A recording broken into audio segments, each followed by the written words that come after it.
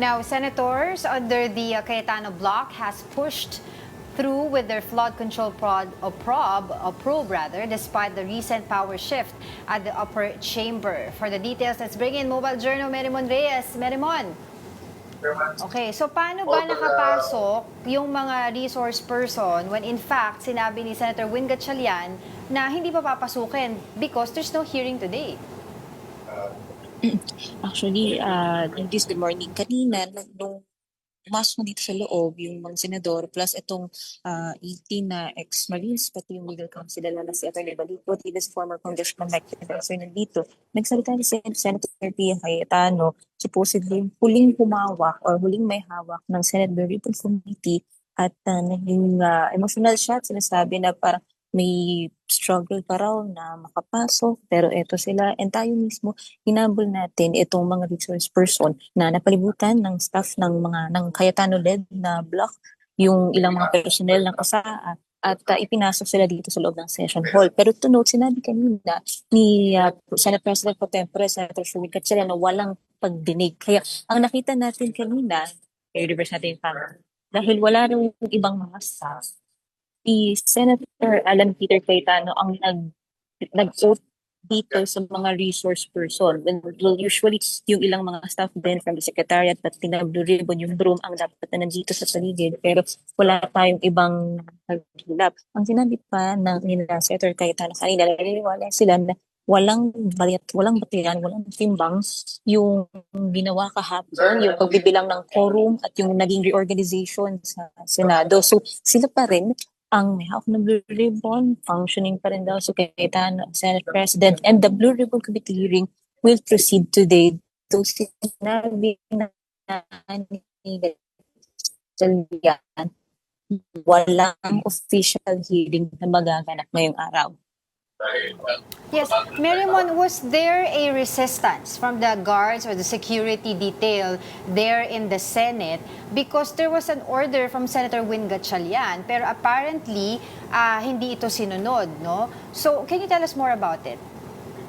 Oo, actually, ang sinabi kanina ni Senator Gatchalian, meron daw procedure para sa mga guests, para sa mga bisita, kasi still, opisina pa rin daw naman ng mga senador itong Senado. Pero to clarify, yung supposed resource person sa pinupush na Blue Ribbon Committee hearing ngayon, ang sabi ni Gatchalian kanina, hindi maaari pumasok sa session hall, pero hindi naman daw bawal yung kung magkakaroon ng consultations, outside committee hearings ng ibang mga ibang mga meetings or pagkikita ng mga senador. Pero wala talagang dapat hearing na mangyayari ngayon eh. So, ang nakita kasi natin kanina, yung nag-escort kanila defensor sa Marines ay yung mga staff mismo ni Senator Cayetano, yung ilang mga usaang personnel na nakipagsikuhan pa tayo kasi sinusubukan natin silang malapitan talaga at makuhanan ng panayam. And ang sinabi kanina ni Senator Alan Peter Cayetano nung bago magsimula yung pinaka-hearing, naniniwala talaga sila at hinahamon pa nga nila yung new majority ngayon na sumama raw sa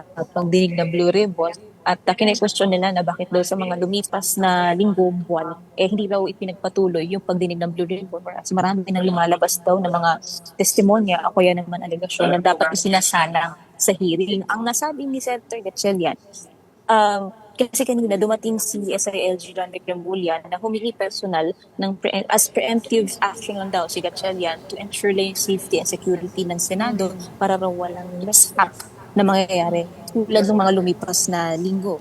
Pero wala namang ibang sinabi kung may pag-i-escort out, kung meron naman daw kasi magiging protocol tungkol dyan, lalo na kung magsisilbing mga bisita itong resource person. Pero instead of seeing them na pumunta sa opisina, either sa Senate Lounge or sa mga opisina ng mga senador ng Cayetano-led block, nandito sila sa loob ng session hall. Merimon, aside from the 18 ex-Marines, may iba pa bang resource persons na inaasahang a-attend dyan sa Blue Ribbon Committee hearing dahil kabilang din sa listahan ng mga inimbitahan ay si former Speaker Martin Romualdez. Pauline, wala si former Speaker, House Speaker Romualdez dito. Yung nakalagay pa doon sa listahan, bukod sa Atty. Balico, yung sa ex-Marines is representative from the DOJ, from the Office of the Ombudsman, from the DPWH. Pero so far, wala talaga. Ang nakikita lang natin dito ngayon, itong ex-Marines, si Atty. Balico, ito ang Cayetano-led na mga senador. So itong mga nakapaligid dito ay mga kasama natin sa media, maging ibang mga staff pa. Pero ito talaga pinupush na nila na matituloy yung Blue Ribbon. Kaya medyo may parang pulling of, parang sabihin na natin hatakan na nangyayari dito. Sinasabi ni, on one end, we're actually trying to get a new comment from Senator Tulfo and from Senator Gatchalian kung ano ang mangyayari.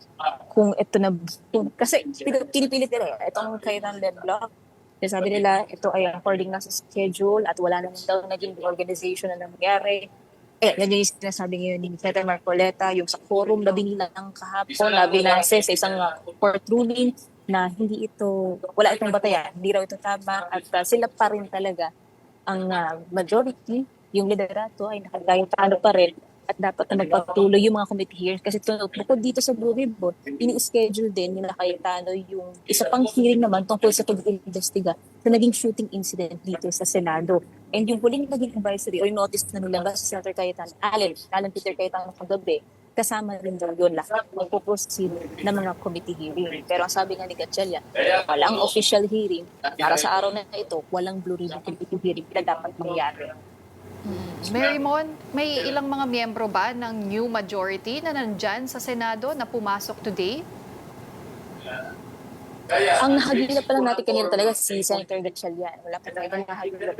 Si Senator Lauren Garda, actually nakita natin kanina from the new minority na siya, pero wala siya dito sa loob ng question hall eh. Even sila, yun, wala pa yung iba dito. So, hindi rin kasi tayo makalapit pa sa 3rd, 4th, 5th, and 6th floor kasi mahigpit pa ngayon.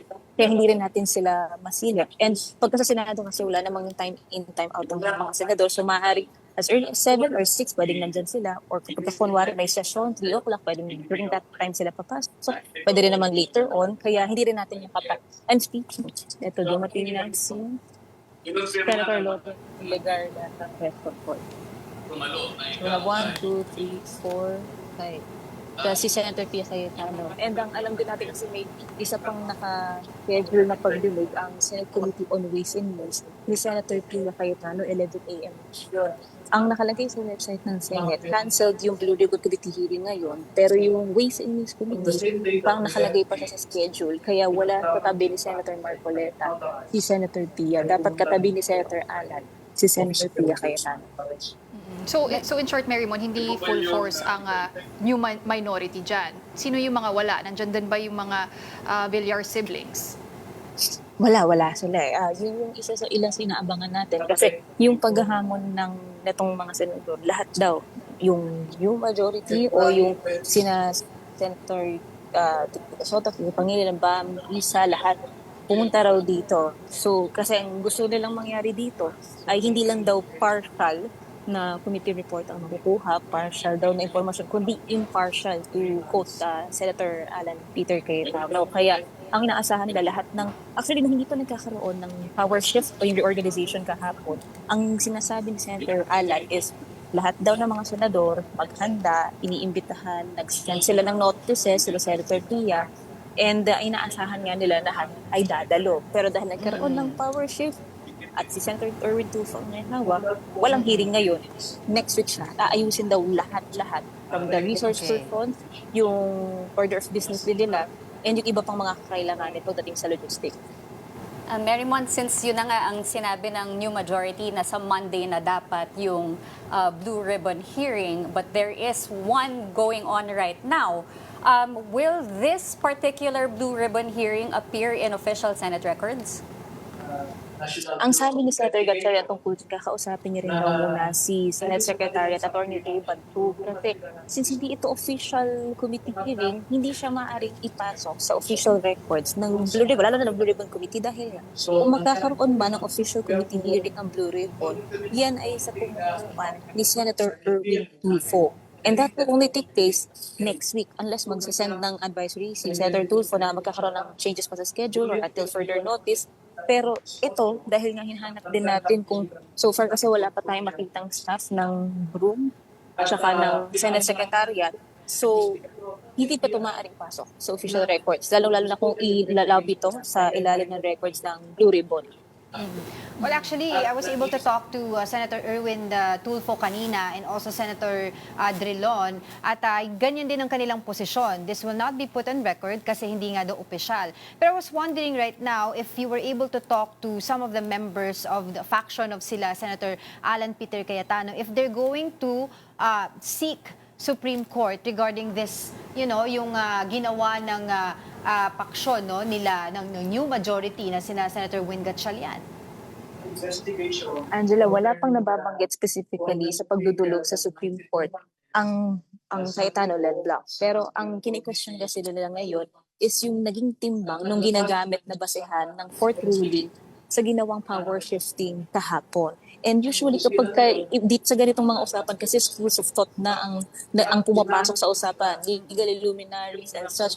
And usually kapag hindi nagkakaroon ng agreement, lalo na kung legal ang pinag-uusapan, pwedeng pumasok talaga ang Supreme Court anytime. And remember, nung hindi pa nagkakaroon ng power shifting, ang sinabi na Senator Kiko Pangilinan, nung minority pa sila, i-exhaust daw nila lahat ng legal remedies available para lang ma-address yung tuloy-tuloy na absence ng majority block during that time at yung pagiging pagkatenga ng upper chamber.